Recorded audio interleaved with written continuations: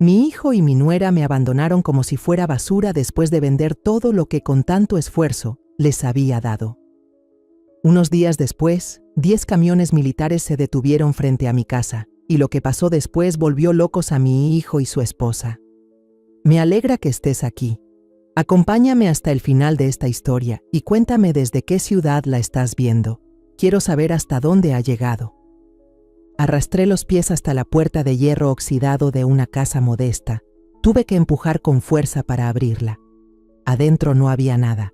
El polvo cubría el suelo de baldosas rotas. La luz titilaba. El agua del grifo caía en gotas y no había ni una silla donde sentarse.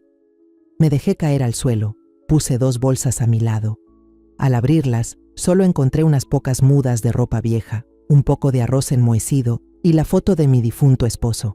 El cielo afuera se oscurecía, aunque apenas era mediodía. Abracé la foto con fuerza, sintiendo que el mundo entero se venía abajo.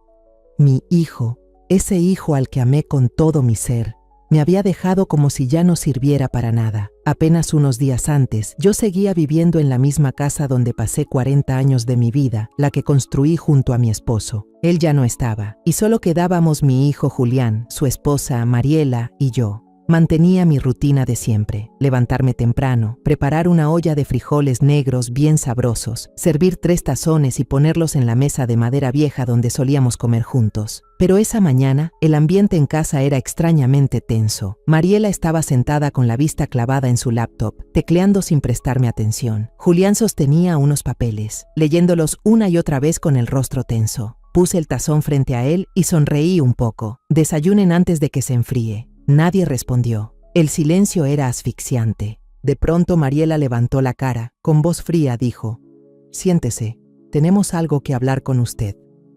Me sorprendí. Me senté sintiendo como un mal presentimiento me apretaba el pecho. Julián empujó los papeles hacia mí y dijo con voz monótona: «Son los papeles para transferir la propiedad de la casa. Solo firme aquí». Tomé los papeles con manos temblorosas. Había muchas palabras que no entendía, pero una frase en letras grandes me golpeó: transferencia de propiedad. Levanté la mirada, confundida. ¿Todo a su nombre? ¿Por qué tan de repente? Mariela se metió en la conversación con tono cortante, como si lo que pregunté fuera una tontería. «Usted ya está grande.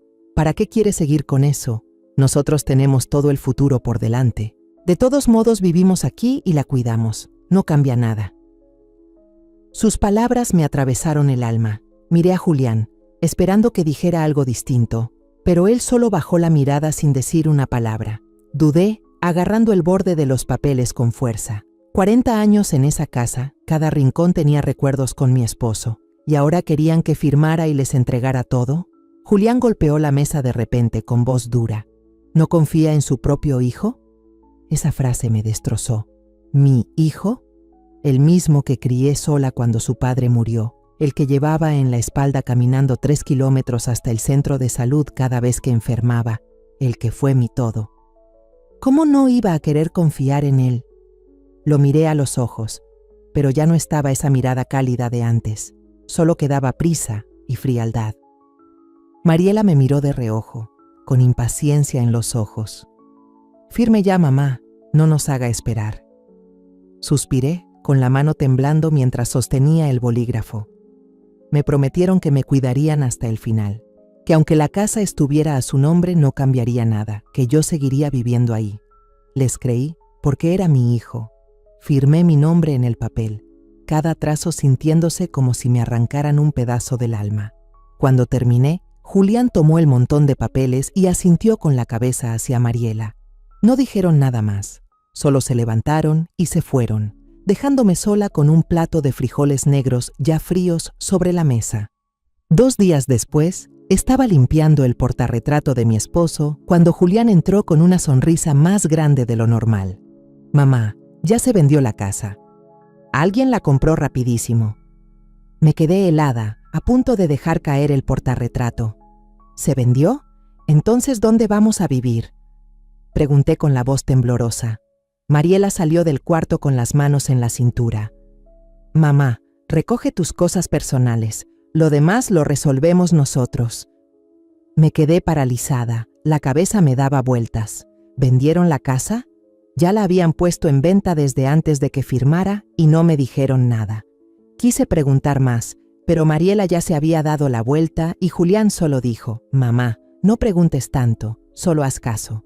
A la mañana siguiente llegó un grupo de personas extrañas a la casa. Desarmaron todo: la cama en la que dormí durante 20 años, el ropero de madera que compré a pagos cuando barría el mercado, los platos que cuidé con tanto esmero, hasta el radio viejo que ponía cada domingo por la mañana. Me quedé viendo todo eso con un dolor punzante en el pecho, sin saber qué hacer. Recogí en silencio unas pocas mudas de ropa, la foto de mi esposo y algunas cosas pequeñas en 2 bolsas de tela. Nadie me ayudó, nadie me preguntó si necesitaba algo. Mariela solo cruzó los brazos y dijo con tono molesto: «Ándale, mamá, apúrate, el carro ya está esperando». Salí con mis 2 bolsas al patio. Vi que Julián ya estaba sentado en una camionetita con el motor encendido. Me subí, acomodándome entre cajas y trastes. El viaje duró más de 1 hora, por caminos de tierra llenos de baches, lugares que no conocía. Las casas iban quedando atrás. Los ladridos se oían por todos lados. Le pregunté en voz baja: «¿A dónde vamos, hijo?». Pero Julián no respondió. Solo miraba hacia el frente. Mariela a su lado revisaba el celular, como si yo no existiera. Una incomodidad me fue creciendo por dentro, como una piedra pesada en el pecho. Al final, la camioneta se detuvo frente a una casita toda deteriorada. La puerta de metal estaba chueca, las paredes llenas de moho verde, el techo de lámina todo agujereado, como si nadie viviera ahí desde hace años. Me quedé parada, sin poder mover los pies. Mariela abrió la puerta del carro y empujó mis bolsas al suelo con voz fría: «Esta es tu nueva casa, ve acostumbrándote». Temblando, intenté preguntar: «¿Por qué esto? Esta casa está abandonada». Julián ya había encendido el motor otra vez, sin mirarme. «Mamá, ya hicimos todo por ti. ¿Qué más quieres?». Mariela se acercó, soltando la última frase como un balde de agua helada. «Al menos tienes un techo. Hay gente que ni eso tiene». La camioneta arrancó levantando una nube de polvo. Me quedé ahí parada, en medio del camino vacío, viendo cómo el vehículo se perdía en la distancia. Nadie volteó, nadie dijo una sola palabra más. Sin otra opción, empujé la puerta y entré. Me acurruqué en el suelo de cemento frío, abrazando mis 2 bolsas. El techo de lámina sonaba cada vez que el viento soplaba. Encontré un petate viejo, lleno de polvo y comido por los bichos debajo de una cama oxidada. Lo saqué, lo sacudí y lo puse en el piso como cama improvisada. Esa primera noche no pude dormir. Se oían los grillos afuera, mezclados con los ladridos lejanos. Solo podía abrazar la foto de mi esposo, tratando de encontrar un poco del calor de los días que ya no volverán. A la mañana siguiente, revolví en un rincón de la casa y encontré una cuchara oxidada tirada en el suelo. Al agacharme para recogerla, mis ojos se toparon con un viejo armario de madera, descascarado y con la pintura saltada, pero con una forma tan familiar que me estremecí. Era idéntico al mueble que había comprado a plazos durante 6 largos meses, en los tiempos en que barría en el mercado para juntar unos cuantos pesos. Ese mueble fue mi orgullo, porque fue lo primero que conseguí con mi propio esfuerzo. Al verlo, sentí como si alguien me apretara el pecho. ¿Cómo había vivido todos esos años para terminar ahora en esta casa abandonada? Cuando mi esposo murió en un accidente en la carpintería, me tocó criar sola a Julián. Me levantaba a las 4 de la mañana, cargaba una canasta de tamales y recorría el mercado con una sonrisa en la cara, aunque me dolieran las piernas. En las tardes, recibía ropa para lavar y me quedaba encorvada frente al agua hasta la medianoche. Hubo noches en que las manos se me pelaban por tenerlas tanto tiempo en remojo, pero no podía darme el lujo de parar porque tenía que juntar para la leche y los cuadernos de Julián. Cuando se enfermaba, lo cargaba en la espalda y caminaba más de 3 kilómetros hasta el centro de salud, porque no teníamos para un taxi. Todavía recuerdo su mirada, débil pero llena de confianza, como si yo fuera todo su mundo. Un año en Navidad, solo me alcanzó para comprarle unos zapatos de plástico baratos, de esos que se rompen en un par de meses. Aún así, él los estrenó feliz, corriendo por todo el barrio, presumiendo con los amigos, riéndose a carcajadas. Al verlo así, se me calentó el corazón. Sentí que todo el sacrificio valía la pena con tal de verlo feliz. Cuando Julián creció, trabajé en un taller de costura, cosiendo hasta pasada la medianoche para pagarle la carrera técnica de electricidad. Todos los días apartaba 5 pesos y se los metía en la mano para que se comprara algo de tomar en la escuela, mientras yo tomaba agua de lluvia hervida. Hubo días en que tenía la garganta seca, pero solo me atrevía a dar un pequeño sorbo, por miedo a quedarme sin agua antes de que lloviera de nuevo. El día que Julián se casó con Mariela, lloré de alegría. Me encargué de cubrir el 70% de los gastos de la boda, pidiendo prestado en el grupo de mujeres y con mi prima, solo para que mi hijo tuviera un día feliz. Cuando se casaron, les cedí el cuarto principal de la casa y me fui a vivir en el cuartito al lado de la cocina. Aunque era estrecho y caluroso, no me quejé. Pensé que si mis hijos eran felices, yo podía aguantar un poco de incomodidad. Seguía haciendo todo en la casa. Cocinaba, barría, lavaba la ropa. Cada mañana me levantaba temprano, preparaba el desayuno y ponía 3 platos sobre la mesa, con la esperanza de que comiéramos juntos como antes. Pero Mariela nunca estaba conforme. Una vez me pasé un poco con la sal en la sopa y ella soltó un suspiro y frunció la cara. ¿Quién puede comer esto?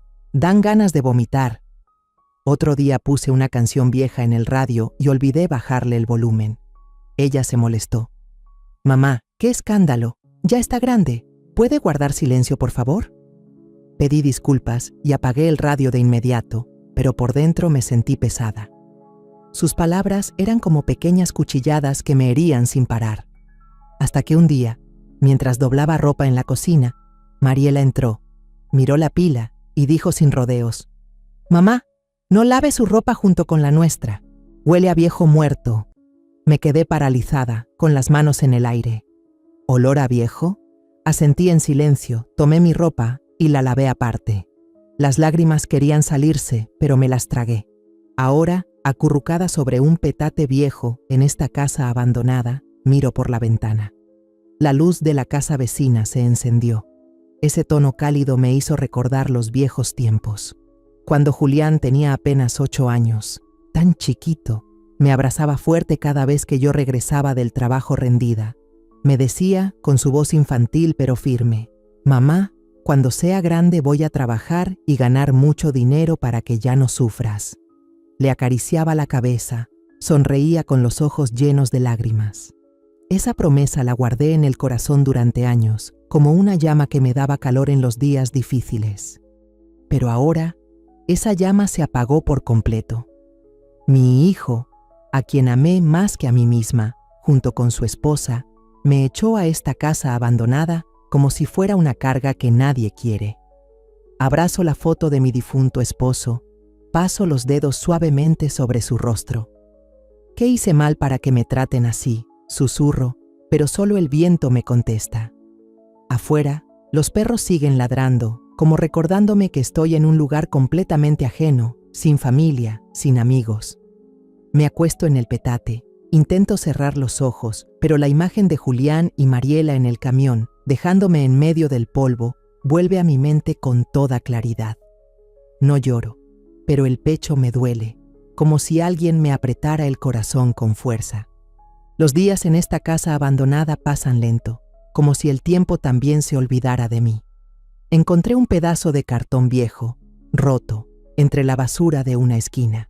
Lo extendí sobre el suelo helado de cemento y usé una bolsa con ropa como almohada para hacer un lugar donde dormir.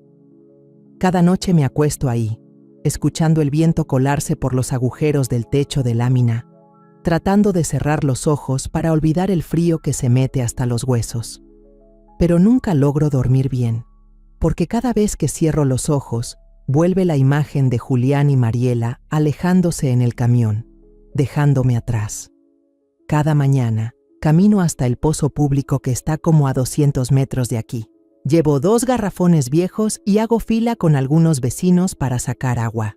El agua sale turbia, a veces con arena, pero no tengo otra opción. Regreso con cuidado y la reparto para lavarme la cara, bañarme y cocinar un poco de arroz. La gente de por aquí no sabe quién soy. Los niños que pasan cerca me miran raro cuando me ven cargar los garrafones. Una vez, uno señaló y gritó: ¿De dónde salió esa señora? Yo solo solté una sonrisa seca, sin decir nada. Los perros del barrio me ladran con furia cada vez que paso, como si fuera una intrusa. En el patio trasero recogí unos ladrillos rotos e improvisé una estufa. La leña la recojo del parque, puras ramas secas tiradas debajo de los árboles. Cada día enciendo un poco de fuego para cocinar el arroz mohoso que quedó en una bolsa. Cuando se acaba el arroz, solo hiervo unas papas que recojo en el mercado y las como con un poco de sal. Trato de no pensar mucho, solo me enfoco en hacer cosas pequeñas para sobrevivir el día. Pero cada vez que me siento junto al fuego y veo cómo parpadea la llama, el pecho me duele de nuevo, acordándome de las comidas familiares de antes, cuando Julián era pequeño y siempre a mi lado. Por la noche, cuando todo está oscuro, enciendo una vela barata que encontré en un rincón de la casa. Su luz es débil, pero suficiente para escribir unas líneas en una libreta vieja, con un lápiz partido a la mitad. Anoto cada día, solo para recordar cuántos días llevo aquí abandonada. Día 5. Hoy comí papas cocidas. El techo suena fuerte por el viento. Las letras son torcidas, pero para mí es una forma de no olvidarme de mí misma. Hay noches que, al terminar de escribir, miro la hoja y las lágrimas me caen solas. Pero las seco rápido, porque llorar no cambia nada. A veces, una mujer que vende en la calle pasa por la entrada. Vende elotes cocidos, camotes asados y algunas cosas sueltas. Una vez, se detuvo, me miró sentada en la puerta y sin decir mucho me puso una mazorca de elote bien caliente en la mano. «Cómaselo, doñita, todavía está calientito», dijo con una voz suave, pero con una mirada que reflejaba compasión. Le di las gracias, pero ella solo agitó la mano y se fue rápido, como si temiera que yo dijera algo más. Aquellos elotes eran un poquito de calor en días fríos. Me los comía grano por grano, masticando lento, tratando de saborear el dulzor, aunque por dentro solo sentía amargura. Una noche empezó a llover fuertísimo. El viento soplaba con tanta fuerza que arrancó un pedazo más del techo de lámina. El agua caía en el piso, formando charcos por todas partes. Me envolví en una cobija delgada, me arrinconé bajo el techo de la entrada, tratando de evitar las gotas heladas. El frío me hacía estornudar sin parar, con la nariz ardiendo.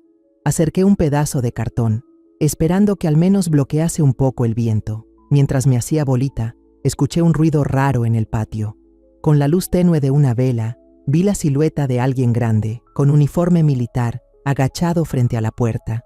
Estaba empapado, con el agua escurriéndole por la cara. Me asusté, pero luego me di cuenta que estaba llorando. No era un llanto fuerte, sino sollozos ahogados, como si tragara todo el dolor que traía por dentro. No le pregunté quién era. Solo me levanté, abrí la puerta de metal que rechinaba y le dije bajito: «Pásele, afuera está muy frío». Levantó la cara, los ojos enrojecidos, pero no dijo nada. Entró en silencio. Prendí de nuevo el fogón, usé los últimos tronquitos secos que quedaban para hacer fuego. En una esquina encontré un poco de azúcar, la mezclé con agua caliente y se la serví en una taza toda desportillada. «Tómelo, para que se le entibie el cuerpo», le dije. Le di también una toalla vieja, pero la más limpia que tenía, para que se secara el cabello. Tomó la taza y me miró un buen rato antes de susurrar con voz entrecortada: «Perdóneme, mamá». Esa frase me paralizó. No le contesté, solo puse en el suelo el pedazo de plástico más limpio que tenía, cerca de la puerta, en lo más seco, y le pasé la única cobija que me quedaba. Le señalé el lugar. «Siéntese aquí, no se acueste en el piso, está muy helado». Se sentó sin decir palabra, con la taza de agua azucarada en las manos. Cuando me di la vuelta para buscar más leña, me habló con voz bajita: «Perdón, ¿pero usted sabe cantar canciones de cuna? Es que me gustaría escuchar una, como las que cantaba mi mamá». Su voz sonaba como la de un niño perdido. Asentí y me senté junto al fuego, cantando despacio un pedacito de canción de cuna que mi mamá me cantaba de niña. «Duerme, pequeño, duerme sin fin. La letra suave se escuchaba en la casa fría y vacía. Canté mirando el fuego, tratando de que no se me quebrara la voz. Él se quedó ahí, con la cabeza agachada, y poco a poco se quedó dormido, con las lágrimas aún en sus mejillas.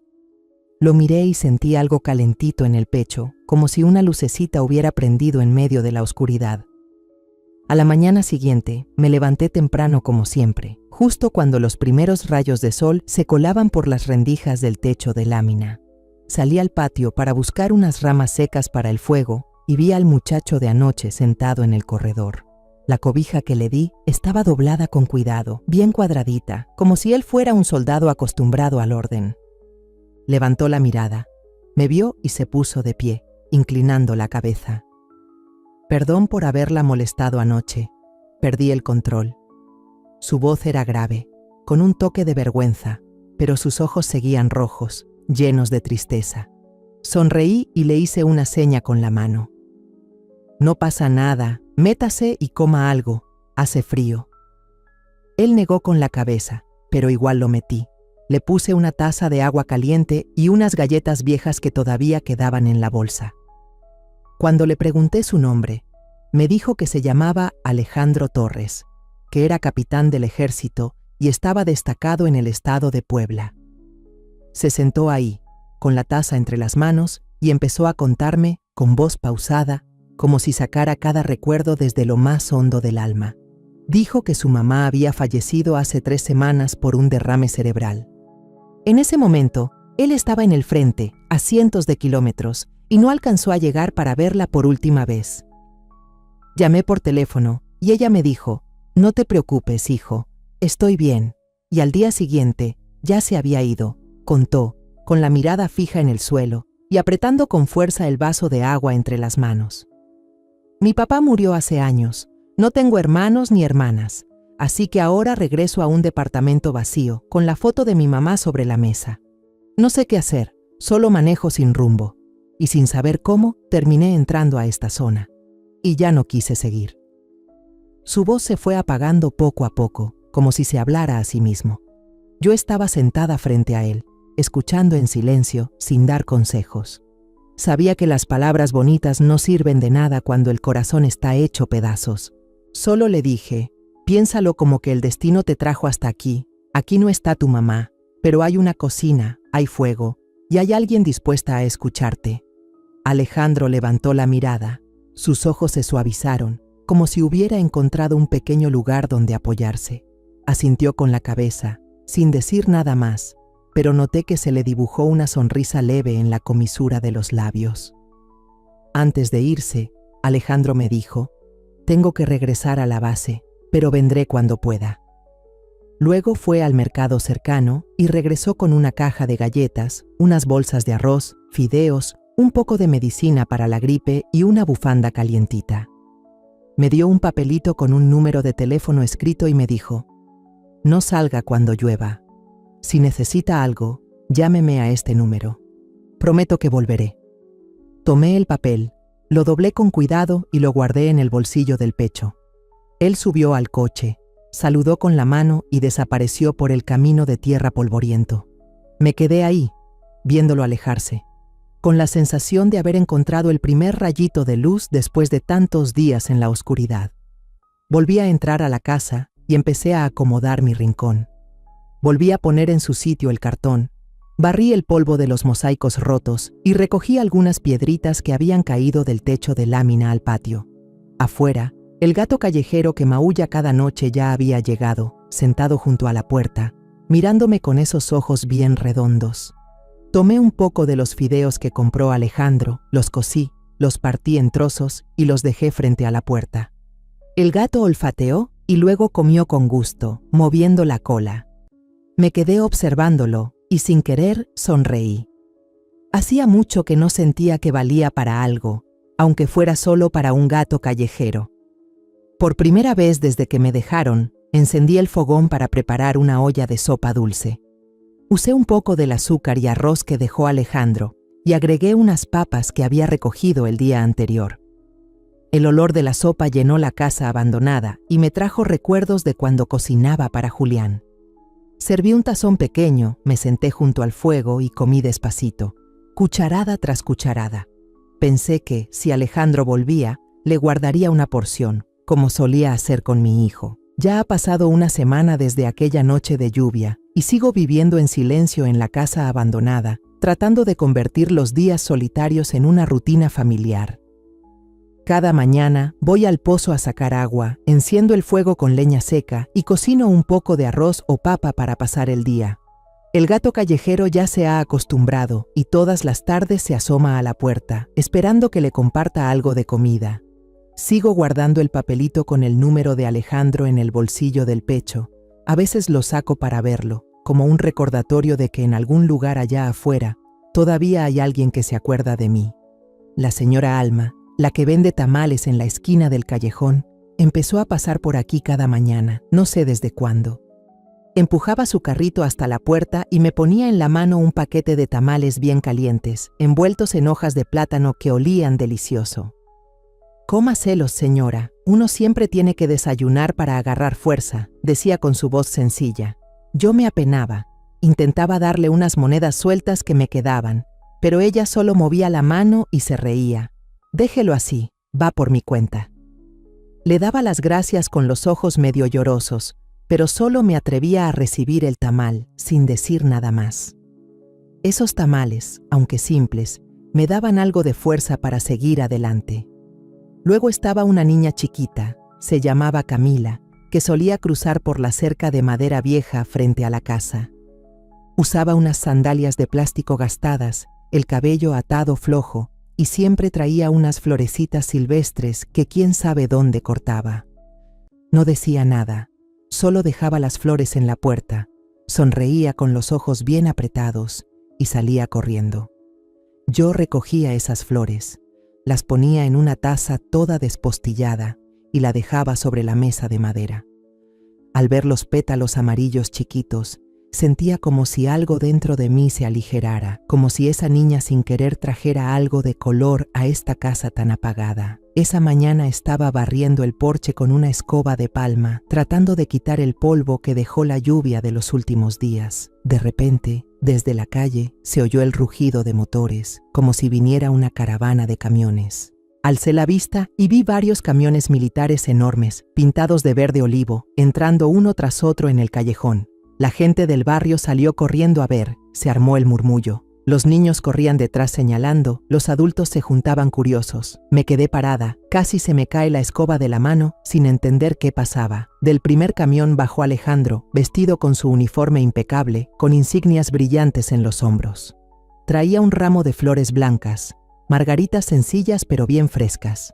Caminó directo hacia mí, bajó la cabeza y dijo con una voz cálida: «Le dije que volvería, y aquí estoy, cumpliendo mi promesa». Me quedé ahí parada, sin poder decir una sola palabra. Él sonrió, me puso las flores en las manos y se volteó para hacer una señal a los soldados. Los jóvenes comenzaron a bajar cajas, las acomodaron en el patio con cuidado. Me quedé viendo sin poder creerlo. Una cama nueva aún con el plástico, un ropero brillante, una estufa con su tanque lleno, un ventilador de pie, un radio nuevecito y hasta una cortina bordada con rosas rojas tan bonita que me daba miedo tocarla. Los soldados se repartieron el trabajo, nadie hablaba mucho, pintaron las paredes con moho, cambiaron el techo, reemplazaron los tubos oxidados por otros nuevos, pusieron cables y focos. Incluso cambiaron los vidrios rotos de las ventanas por unos limpios por los que se veía el patio. Camila, la niña de las flores, llegó como siempre, con un ramito en brazos. Al ver todo lo que pasaba, abrió los ojos bien grandes y miraba todo sin hablar. Alejandro la cargó hasta la ventana y le preguntó riendo: ¿No parece un castillo? Camila asintió rápido, riendo también, y señaló la cortina de rosas. «Está preciosa, tío». Yo me quedé mirando, con una calidez que no había sentido en mucho tiempo. Apenas la semana pasada esta casa parecía un abandono, y ahora comenzaba a sentirse viva. Cuando terminaron, los soldados recogieron sus herramientas. Me saludaron con una leve inclinación de cabeza y subieron a los camiones. Alejandro se quedó. Se sentó a mi lado en el escalón recién limpio. Sacó de su bolsillo una llave brillante y me la puso en la mano. Esto ya no es una casa vieja, ahora es su casa, dijo con sinceridad. Usted fue la primera en estar conmigo, en consolarme, en darme esa sensación de tener una mamá otra vez. Si no le molesta, me gustaría llamarla mamá. Le apreté la mano con fuerza, conmovida hasta que se me hizo un nudo en la garganta y no pude decir ni una palabra. Solo asentí con la cabeza, con los ojos llenos de lágrimas. Alejandro sonrió, se levantó y me ayudó a colgar la cortina de rosas en la ventana. La luz del sol pasaba a través de ella y hacía que las flores bordadas brillaran. Encendí el radio nuevo y encontré la canción Amor Eterno, la que tanto le gustaba a mi esposo. La música llenó la casa, como si trajera un aire nuevo. Miré a mi alrededor, la cama nueva, la cocina limpia, el ramo de margaritas en la mesa. Por primera vez en meses, sentí que no solo estaba sobreviviendo, sino que tenía un verdadero hogar. Me giré hacia Alejandro y le dije bajito: «Gracias por darme una razón para seguir viviendo». Él negó con la cabeza y sonrió. «No, mamá, fuiste tú quien me dio una razón para volver». Nos quedamos ahí, escuchando la música, mirando cómo la luz entraba por la cortina. En el patio, volvió a aparecer el gato callejero, se estiró largo y se enroscó junto al ramito de flores silvestres de Camila. Le puse un poco de arroz frío con trocitos de pescado y lo vi comer mientras sonreía. Mi vida, aunque sencilla, empezaba a tener color. Unos días después de que Alejandro y los soldados arreglaran la casa, los vecinos empezaron a pasar. Margarita, la señora que vende verduras en la esquina, trajo una canasta de naranjas frescas, la puso en la mesa y se sentó. «Señora, cuénteme su historia.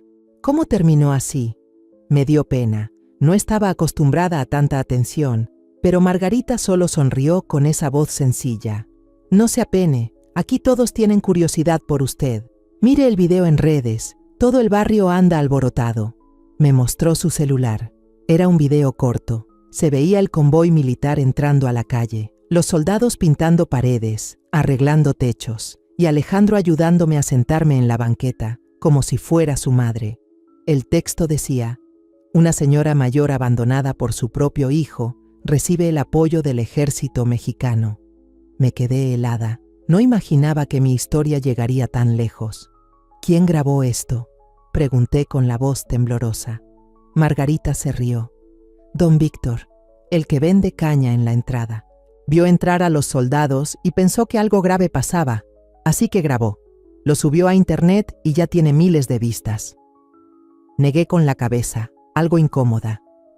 «Solo soy una vieja, no hay nada que ver». Margarita me tomó la mano, con voz cálida. «Usted es muy valiente. No cualquiera sobrevive a que sus hijos la abandonen». Le conté despacio, desde que Julián y Mariela me obligaron a firmar los papeles para vender la casa, hasta los días comiendo arroz con agua de lluvia en esa casa abandonada. Algunos suspiraban con tristeza, otros solo me apretaban la mano. Nadie decía nada, pero para mí eso era más que suficiente. Margarita tenía los ojos llorosos y me apretó fuerte la mano cuando terminé. «Ha sufrido mucho, pero ahora tiene esta casa, tiene a Alejandro, va a estar bien». Sus palabras me aliviaron por dentro, me hicieron sentir menos sola. 2 días después, estaba regando las macetas del patio cuando escuché golpes fuertes en la puerta. Al abrirla, me quedé paralizada. Ahí estaban Julián y Mariela. Mariela llevaba maquillaje cargado, unas gafas Gucci que brillaban y un ramo de flores artificiales llenas de diamantina. Julián vestía un traje de seda con el logo de Givenchy aún con la etiqueta puesta. Se pararon en la puerta con una sonrisa forzada. Mariela habló primero, con un tono empalagoso. «Mamá, venimos a visitarte». «¿Cómo estás? Qué bonita está la casa, nos da mucho gusto». Los miré sin decir nada, solo abrí más la puerta. «Pasen, no se queden ahí bajo el sol». Entraron con los ojos moviéndose de un lado a otro.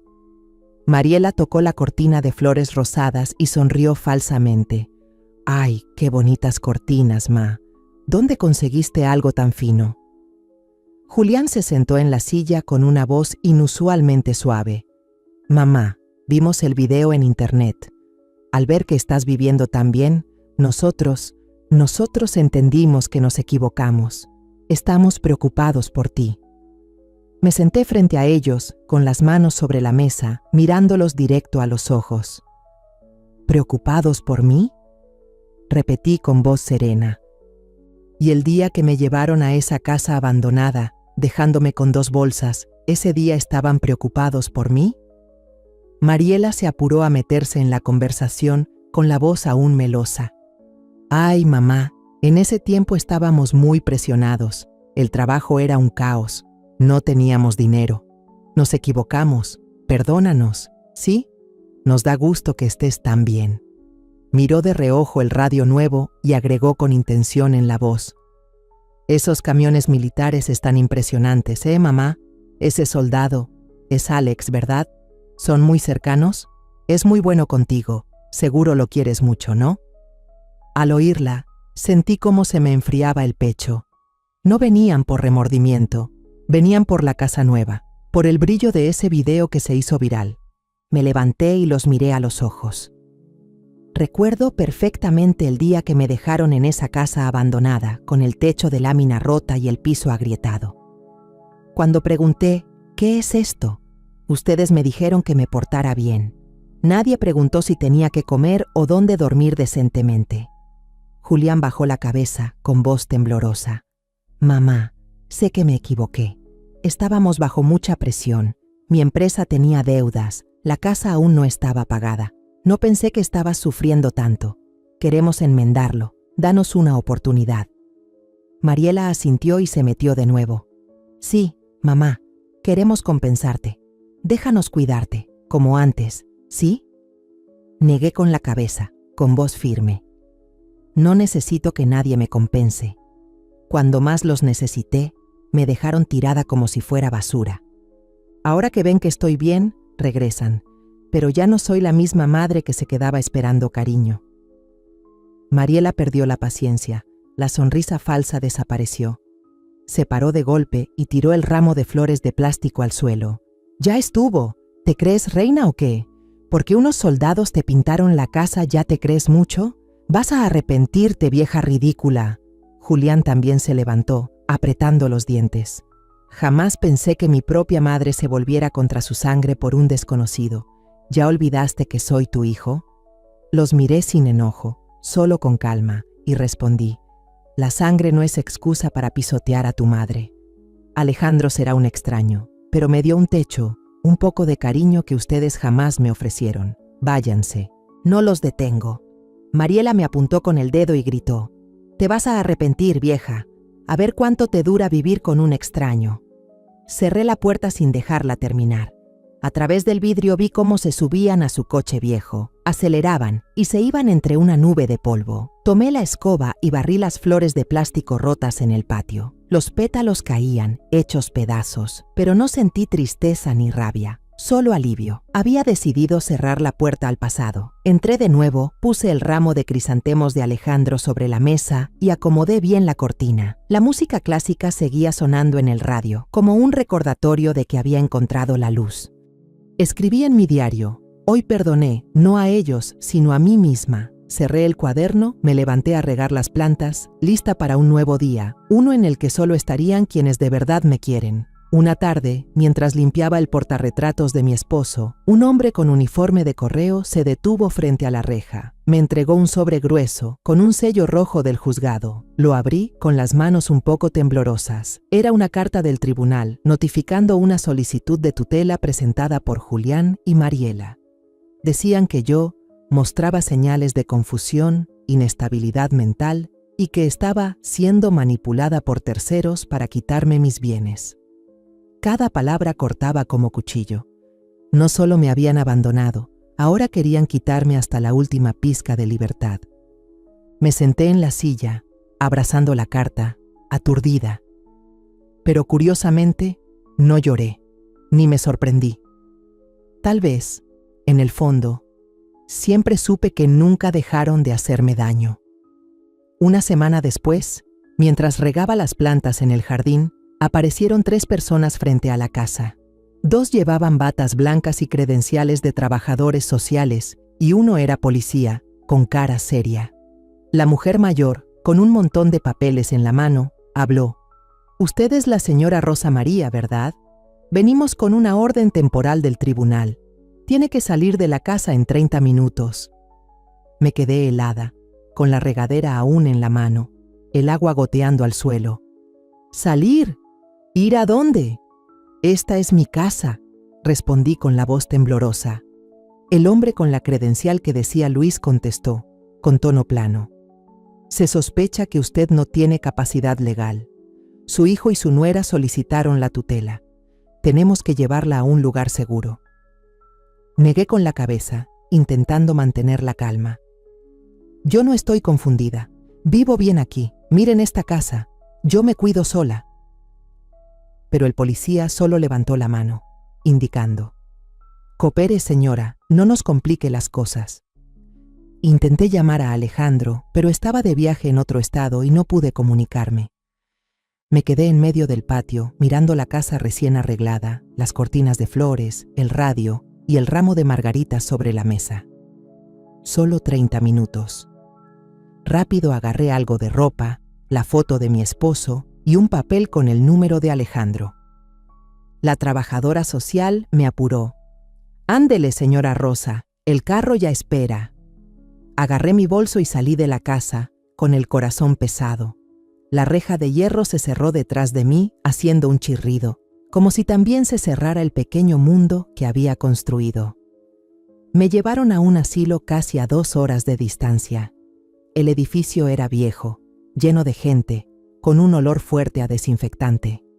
Me llevaron a un cuarto pequeño, con una cama de fierro fría, sin ventana, sin luz.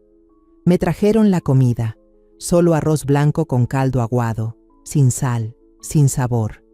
Me senté en la cama, abrazando mi bolso, intentando tragar cucharadas de arroz, pero la garganta se me cerraba.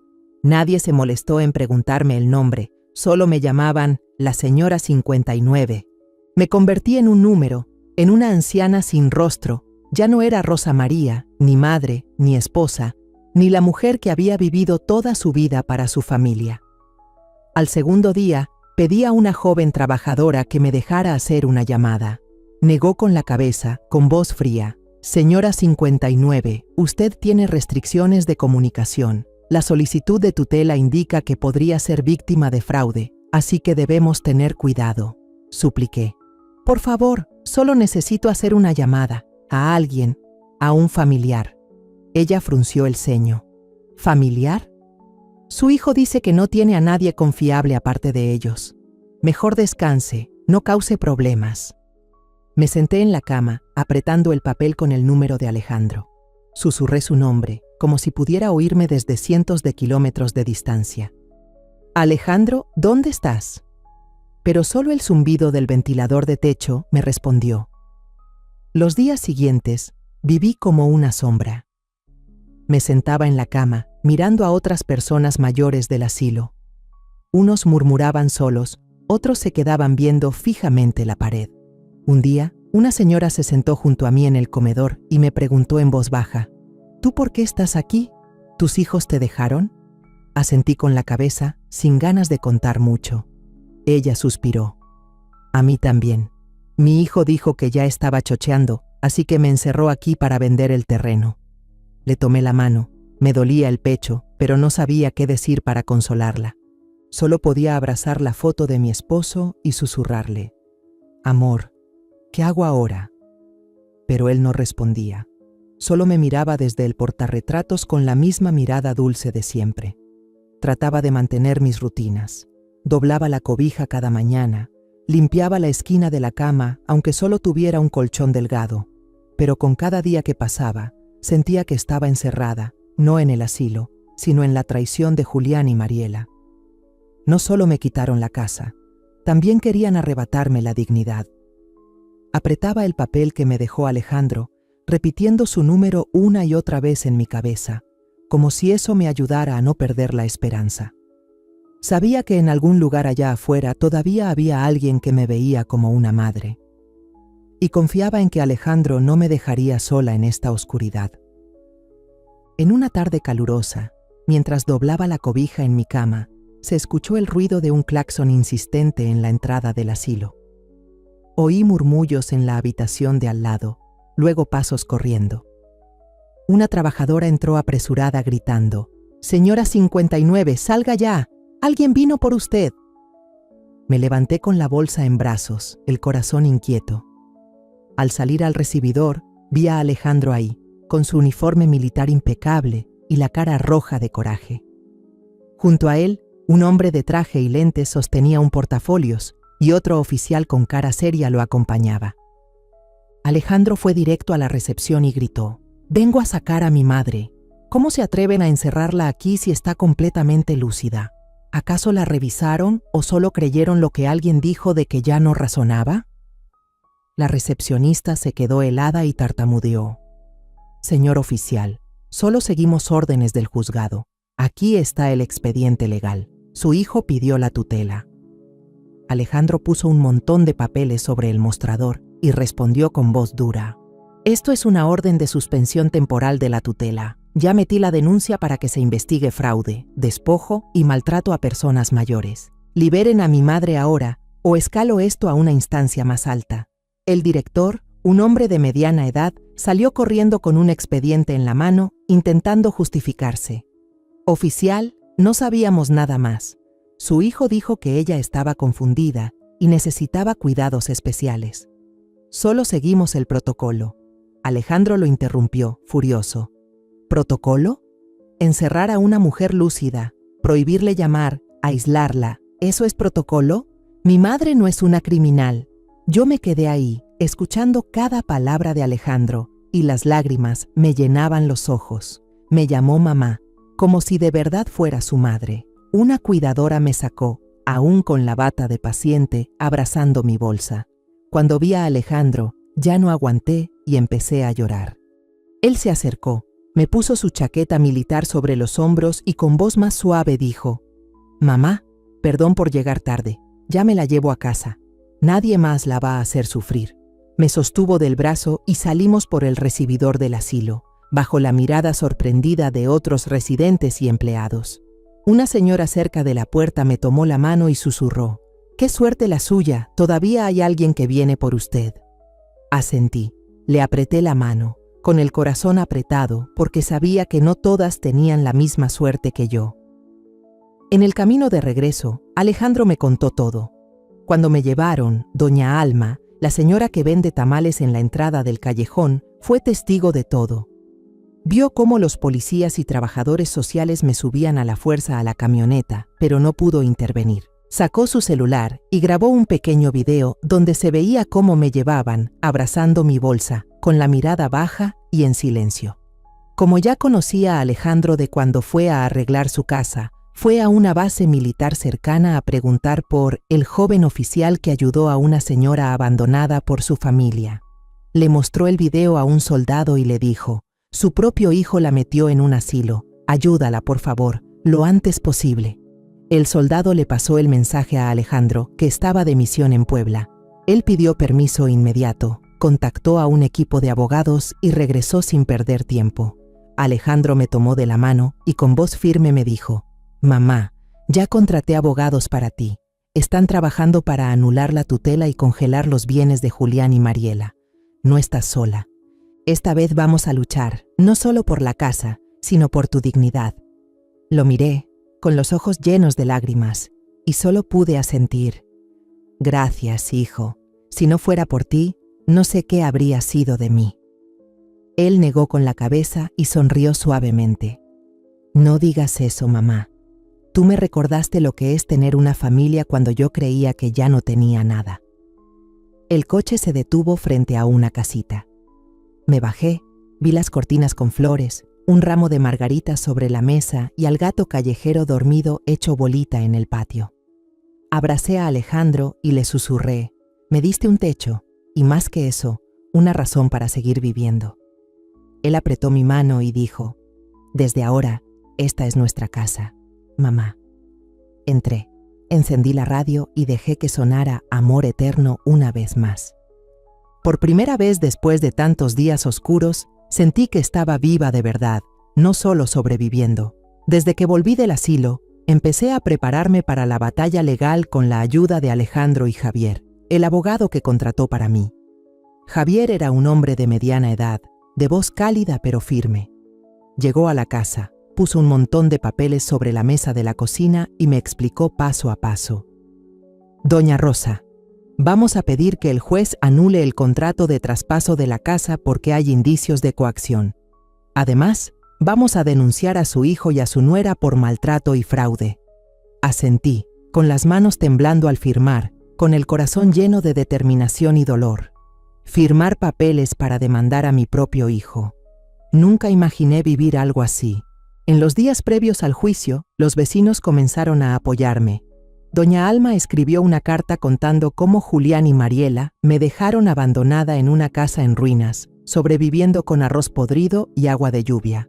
Chuy, el repartidor de leche, escribió una nota con pluma describiendo cómo me vio cargar bidones de agua del pozo, caminando tambaleante del cansancio. Hasta don Santiago, el de la tienda de plomería, mandó una carta donde afirmaba que fui a comprar tubos viejos para arreglar una fuga, porque no tenía dinero para cosas nuevas. Esas cartas, aunque breves, eran prueba de los días de humillación que viví.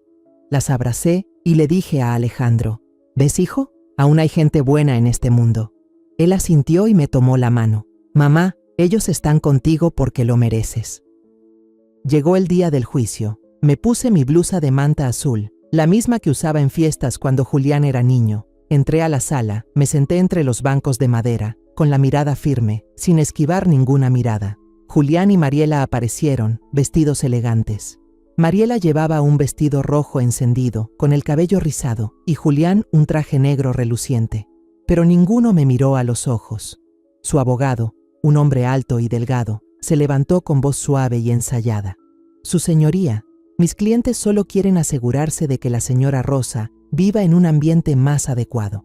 Solicitan la tutela para protegerla de posibles riesgos, ya que es una persona mayor y presenta señales de demencia. Me dolió el corazón al escuchar eso. ¿Que no estaba en mis cabales? Apreté los puños, respiré hondo y me levanté cuando el juez me llamó. Hablé con voz lenta pero firme. Su señoría, mi hijo Julián y mi nuera Mariela me obligaron a firmar los papeles para ceder la casa que construimos mi esposo y yo durante toda una vida. Me dijeron que me cuidarían, pero después vendieron la casa, me llevaron a una vivienda abandonada y me dejaron ahí con 2 bolsas y sin decir una sola palabra. Tuve que comer arroz con agua de lluvia, dormir en el piso frío, sin luz, sin agua limpia. Dicen que estoy confundida, pero recuerdo bien lo que me dijeron. Mamá, ya deberías cooperar. ¿Qué más quieres? La sala se quedó en silencio. Vi los ojos de doña Alma, sentada atrás, rojos de tanto llorar. Javier se puso de pie y presentó unas cartas de los vecinos. Dijo, Su señoría, estos son los testimonios de personas que vieron cómo abandonaron a doña Rosa, una madre que lo dio todo por su hijo y fue dejada en la miseria por él. Esta solicitud de tutela no busca protegerla, sino controlarla y quedarse con lo poco que le queda. Mostró un video que grabó doña Alma, donde se ve cuando los trabajadores sociales me subieron a la fuerza a una camioneta. Yo me veía confundida, abrazando mis bolsas. En la pantalla grande se veían todos los detalles y algunos presentes soltaron suspiros. Llamaron a Alejandro. Se puso recto, con voz grave pero decidida. No tengo lazos de sangre con doña Rosa, pero la noche que perdí a mi madre, ella me abrió la puerta, me dio un vaso de agua con azúcar, una cobija y me cantó hasta que me dormí. Me dio ese amor de madre que ni su propio hijo supo recibir. Le quitaron su casa, su libertad y hasta su dignidad. Le pido al tribunal que le devuelva lo justo a mi madre. Me miró con ternura y no pude evitar que las lágrimas me rodaran por la cara. Julián se levantó con voz temblorosa. Su señoría, no queríamos hacerle daño a mi mamá. Queríamos que viviera mejor, pero tuvimos problemas de dinero. Nos equivocamos, pero lo hicimos pensando en su bien. Mariela interrumpió con una dulzura falsa. Así es, su señoría, queremos mucho a mamá. Solo queríamos que estuviera segura, que nadie se aprovechara de ella. Los miré y negué con la cabeza. Dicen que me aman, pero nunca me preguntaron si tenía frío o si tenía hambre, cuando me dejaron en esa casa abandonada. No mientan frente al juez. El juez golpeó la mesa y dijo: con base en las pruebas y los testimonios, se anula el contrato de cesión de propiedad por indicios de coacción. Se retira la tutela a Julián y Mariela. Doña Rosa María tendrá el derecho de decidir sobre su tutela legal o delegarla a quien ella considere de confianza. Sentí como si me quitaran un gran peso de encima. Javier me dio una palmada en el hombro y me susurró: felicidades, se hizo justicia. Alejandro me tomó la mano y sonrió. Mamá, ahora ya eres libre. Salí de la sala. La luz del sol me dio en la cara. Doña Alma corrió a abrazarme. ¡Qué alegría, doña Rosa! Sabía que usted iba a ganar. Chuy y don Santiago también estaban ahí, aplaudiendo. Los miré y sentí el corazón calientito. Julián y Mariela se fueron sin decir palabra, la mirada baja. No sentía rencor, solo alivio. Recuperé no solo mi casa, sino también mi dignidad y la fe en la gente. Unas semanas después del juicio, Alejandro me llevó a un rancho pequeño en las afueras. Dijo que era un regalo de un amigo del ejército, un lugar tranquilo para que yo pudiera empezar de nuevo. La casita de madera estaba rodeada de árboles verdes, con un jardincito lleno de rosas blancas y unas gallinas caminando por el patio. Alejandro me llevó adentro y me mostró un cuarto vacío. Esta es la habitación de mamá. Arréglala como tú quieras, yo te ayudo. Miré el cuarto, con su ventana abierta y el sol entrando a raudales, y sentí el corazón calentarse. Colgué la cortina de rosas que él me había regalado. Puse la foto de mi esposo sobre la mesa de madera y acomodé un sillón viejo junto a la ventana para mirar el jardín. Cada mañana me levantaba temprano, preparaba café y horneaba unos tamales con la receta de siempre. El olor llenaba la casa y las gallinas curiosas se acercaban al olor. Después del desayuno, salía al jardín a podar las rosas blancas que Alejandro había plantado para mí. Las flores eran frágiles, puras, como una promesa de una vida nueva. Regaba, arrancaba las hierbas, sentía la tierra suave entre los dedos. Por primera vez en años, sentía que no solo estaba sobreviviendo, sino disfrutando cada momento. Los niños del vecindario empezaron a venir. Corrían por el patio contando sus historias inocentes. Una niña llamada Sofía, de apenas 6 años, siempre se sentaba a mi lado, pidiéndome que le contara cosas de antes. «Abuelita, ¿tú criabas gallinas antes?», preguntaba con los ojos bien abiertos. Yo reía y le contaba sobre los días vendiendo tamales en el mercado y sobre el gallo que tenía, que siempre cantaba a la hora equivocada. Los niños reían a carcajadas y me pedían que les enseñara a cocinar. Sacaba la masa de maíz y les enseñaba a amasar y envolver con hojas de plátano. A veces traían hojas y lápices y me pedían que les enseñara a escribir cartas o leer poemas. Les leía un poema de amor que a mi esposo le encantaba, con la voz temblorosa pero llena de emoción. Sofía aplaudía. «Abuelita, lo leíste como si fuera en la radio». Yo sonreía. Le acariciaba el cabello y sentía que había recuperado una alegría que creí perdida. Una tarde, mientras barría el patio, un carro viejo conocido se detuvo frente a la reja. Julián y Mariela bajaron. Se veían demacrados, con la ropa arrugada, sin ese aire elegante de antes. Mariela llevaba una camiseta vieja, el pelo mal peinado, y Julián tenía la barba crecida, con ojeras profundas. No me sorprendí. Semanas antes, un artículo en internet había salido sobre mi caso, con fotos de la casa jardín y la historia de cómo Alejandro me ayudó a hacer justicia. Seguro lo vieron y siguieron la pista hasta aquí. No los corrí, solo señalé 2 sillas de madera en el porche. «Siéntense, no se queden parados bajo el sol». Se sentaron en silencio. Mariela habló primero, con voz ronca. «Mamá, venimos a pedirte perdón. Después del juicio, mi familia nos dio la espalda, dijeron que los avergonzamos. Nadie quiere vernos». Julián bajó la cabeza con las manos temblando.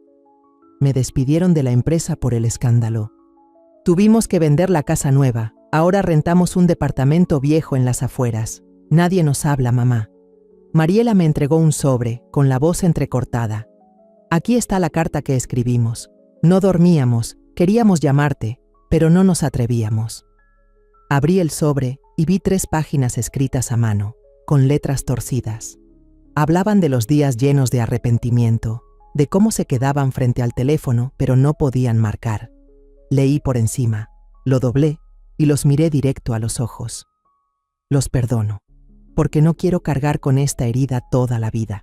Pero perdonar no significa que vayamos a empezar de nuevo. El lazo de sangre entre nosotros se rompió el día que me dejaron en esa casa abandonada con 2 bolsas y sin decir adiós. Mariela rompió en llanto, con la voz temblorosa. Mamá, nos equivocamos. ¿No podrías darnos una oportunidad? Queremos enmendar nuestros errores. Queremos cuidar de ti. Julián asintió, con los ojos llorosos. Sé que no lo merezco, pero soy tu hijo. ¿No podrías darme una oportunidad para hacerlo bien esta vez? Negué con la cabeza, con voz serena. Las oportunidades fueron lo que yo pedí cuando me paré en medio de esa casa vacía y les pregunté, ¿por qué pasó esto? Pero ustedes solo dijeron, mamá, compórtate. Ahora, les toca a ustedes aprender a vivir con esa sensación. Bajaron la mirada sin decir más. Mariela se limpió las lágrimas. Julián apretó los puños. Luego los 2 se levantaron y asintieron con la cabeza. Salieron por la puerta sin mirar atrás. Cerré el portón con calma, como quien cierra un capítulo. No lloré, no me dolió. Sentí que me liberaba. Elegí soltar, no por ellos, sino por mí. Me convertí en Doña Rosa del barrio. Los niños seguían viniendo, trayendo risas y dibujos torcidos. Sofía me regaló uno donde yo estaba en medio del jardín de rosas, rodeada de los niños. Eres tú, la mamá de todos nosotros, dijo, riendo con los ojos. La abracé y sentí el corazón calientito. Ya no era la mamá de Julián ni de Mariela, pero sí me volví madre de estas almas puras. Una tarde, sentada junto a la ventana, escribí la última línea de mi diario. Fui arrojada como si no valiera nada, pero en la oscuridad encontré la luz del corazón humano. Cerré el cuaderno y miré al jardín. Las rosas blancas florecían bajo el sol, como recordándome que la vida, por más dura que sea, aún puede florecer. Me levanté, preparé un café y unos panecillos para los niños. Afuera cantaba un gallo, la radio sonaba. Sonreí, sabiendo que había vuelto a vivir. Después de todo lo que pasé, quiero decirte a ti, que llegaste hasta aquí conmigo, que la vida, aunque tenga momentos oscuros, siempre guarda un poco de luz, de bondad y esperanza. Lo más grande que aprendí es que perdonar no es borrar el dolor, sino liberarse de él, y que la familia no siempre es de sangre, sino quienes te levantan cuando caes. Mi hijo y mi nuera me dieron la espalda, pero personas que no tenían nada que ver conmigo, como Alejandro, doña Alma y los niños del barrio, me dieron un nuevo hogar. Y renací de entre las cenizas, encontré de nuevo mi valor, gracias a personas que no llevaban mi sangre, pero sí un corazón cálido. La historia que contamos es ficticia, pero está basada en algunos hechos reales. Los nombres y lugares han sido cambiados para proteger la identidad de quienes estuvieron involucrados. No contamos esto para juzgar, sino con la esperanza de que alguien escuche y se detenga a pensar, ¿cuántas madres están sufriendo en silencio dentro de su propia casa? Siento verdadera curiosidad. Si fueras tú, en mi lugar, ¿qué harías? ¿Elegirías callar para mantener la paz o te atreverías a enfrentarlo todo para recuperar tu voz? Quiero saber lo que piensas, porque cada historia es una vela que puede iluminar el camino de alguien más. Dios siempre bendice, y yo creo firmemente que el valor nos lleva a días mejores. Mientras tanto, en la pantalla final te dejo 2 de las historias más queridas del canal. Te aseguro que te sorprenderán. Gracias por haberte quedado hasta aquí.